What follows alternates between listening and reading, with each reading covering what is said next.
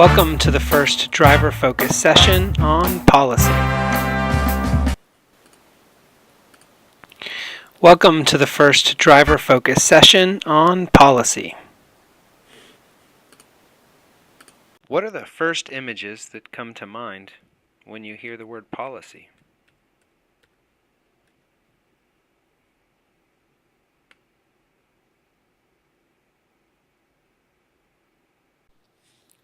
Does it look like the Capitol building? Maybe it looks like a school board. Maybe it looks like these young policymakers. Who makes policy? Who influences policy? Who resists or ignores policy?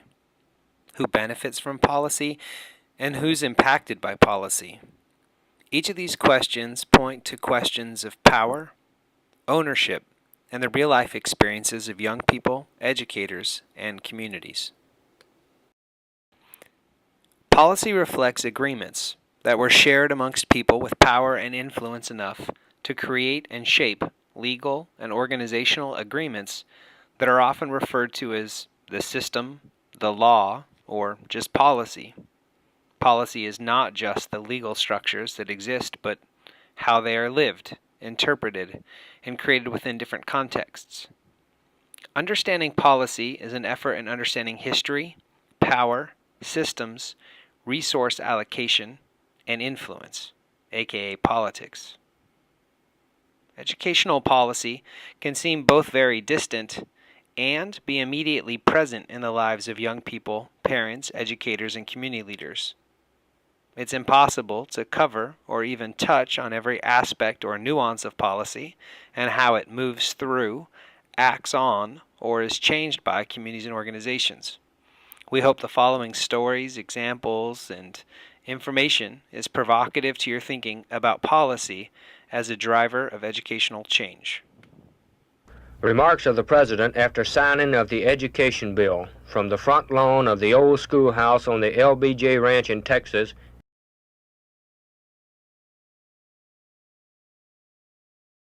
April 11th, 1965.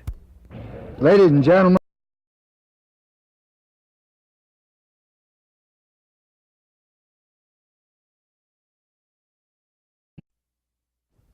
Remarks of the President after signing of the Education Bill from the front lawn of the old schoolhouse on the LBS Ranch in Texas, April 11th, 1965.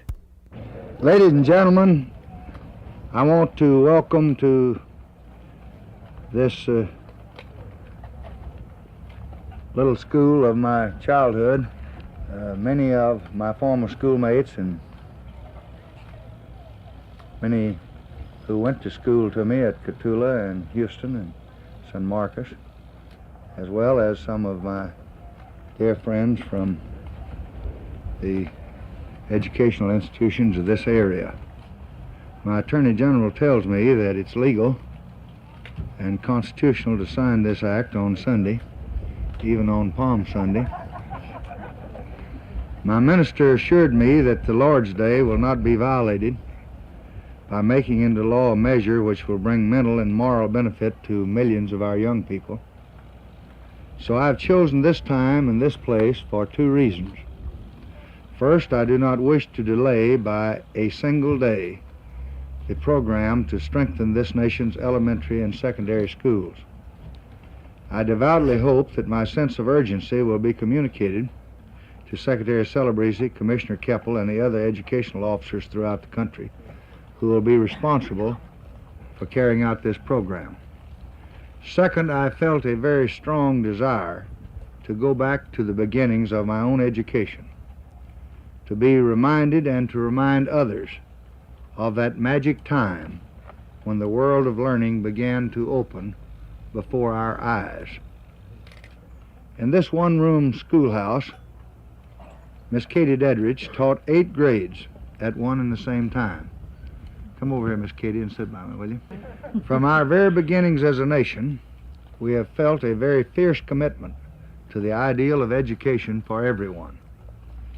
It fixed itself into our democratic creed.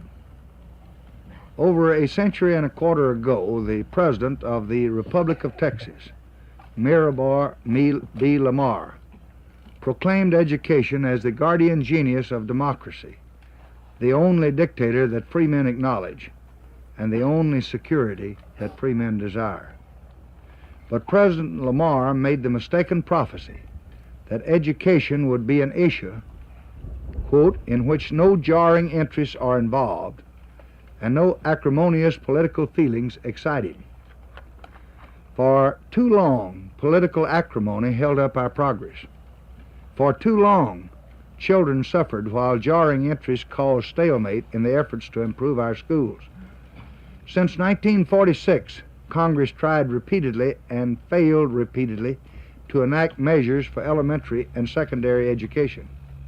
And now, within the past 3 weeks, the House of Representatives, by a vote of 263 to 153, and the Senate by a vote of 73 to 18, have passed the most sweeping educational bill ever to come before Congress. It represents a major new commitment of the federal government to quality and equality in the schooling that we offer our young people. I predict that all of those of both parties of Congress who supported the enactment of this legislation will be remembered in history as men and women who began a new day of greatness in American society. By passing this bill, we bridge the gap between helplessness and hope for more than 5 million educationally deprived children. We put into the hands of our youth more than 30 million new books, and into many of our schools, their first libraries. We reduce the terrible time lag in bringing new teaching techniques into the nation's classrooms. We strengthen state and local agencies which bear the burden and the challenge of better education. And we rekindle the revolution of the spirit against the tyranny of ignorance. As a son of a tenant farmer, I know that education is the only valid passport from poverty. As a former teacher, and I hope a future one, I have great expectations of what this law will mean for all of our young people. As President of the United States, I believe deeply no law I have signed or will ever sign means more to the future of America. To each and every one who contributed to this day, the nation is indebted.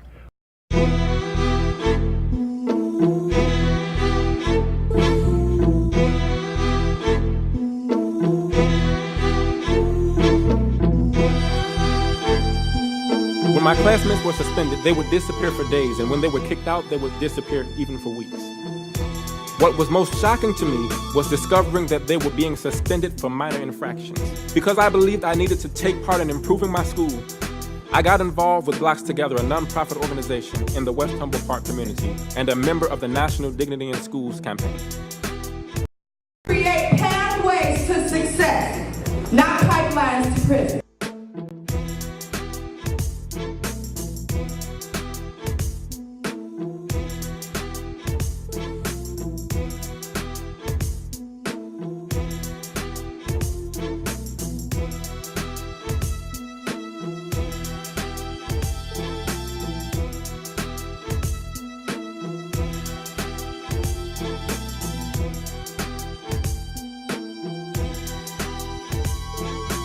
For many young people, our schools are increasingly a gateway to the criminal justice system. What is especially concerning about this phenomenon is that it deprives our kids of their fundamental right to an education. In place now around the assessments and around the Common Core. Are these game changers? Do you see them really taking us to a very different place in the quality of education of our kids and in the system? I am not a believer that the Common Core will be a game changer. And I say that as a person who supports the Common Core. I think it is essential to have clear academic standards. I think it's a very important step for equity. The reason why I believe it will not be a game changer is because I have no confidence at all that it will be implemented properly. I am already seeing evidence in New York State that implemented the assessments before they did any work to ensure that the teachers were trained or the students were exposed to the curriculum, how poorly this can be done. And I have no doubt that this will continue to happen because it's part of a larger problem. The larger problem is that we have been using assessment inappropriately throughout this country since No Child Left Behind. Now, when people hear that, they take that as an argument against assessment. I am not against assessment. We absolutely must assess if we want to know how well our students are doing, or in fact they prepared for college or career or whatever else. But we have been using assessment largely for the purpose of ranking students and ranking schools. Ranking someone is not helping them. To tell a student that they are low or to tell a school that they are failing and then not provide guidance about what they need to do to improve is not a strategy for success. This is exactly what we've been doing throughout the country. And a big part of what's wrong is our policymakers continue to believe that designing the right assessment is what's going to improve our schools. Now, I want to refer you to an article by Michael Fullen that was written 2 years ago on drivers of reform. And in the article, Michael makes the case that if you look at the countries that have made the most progress in the last several years, they are relying on different drivers, and high-stakes testing is not one of them. They're focused on capacity building in schools. And let me illustrate how that works in Ontario, Canada, but more specifically Toronto, which is the largest urban district in Canada and has the greatest number of high-poverty schools, and has also had the greatest improvement over the last several years. Capacity building in Canada means that when a school is not performing based on a state assessment or provincial assessment, they then send experts in to go and figure out why and what needs to be done differently. And then they focus their professional development on precisely the areas where the students need help. Now, that sounds logical, but it's not what we do, right? That is, we tell a school they're failing, and the operative assumption is that pressure and humiliation will lead to improvement, right? So, state of Florida puts letter grades on schools, something New York State has now adopted, so you can go to an A school all the way down to an F school. The only strategy they have in place for an F school is school closure. Even though they're growing F schools in New York. Right? And all you have to do is look at those schools and you would find that those schools were set up to fail because they were overpopulated with the most disadvantaged students and staffed by the least prepared teachers. I am not a believer that this is going to change under the Common Core. In fact, I believe that the work that needs to be done to develop the curriculum and prepare the teachers, particularly in schools that are serving large numbers of English language learners and our poorest students, hasn't even started. So I am not only skeptical, I am highly critical of this whole strategy because what I see happening over and over again is we keep thinking that simply by raising the standards, we will have accomplished something. And the hard work is in going into those schools and figuring out what needs to be done to change them.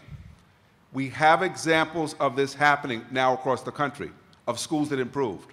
And I'll say it again, we should be learning from those examples.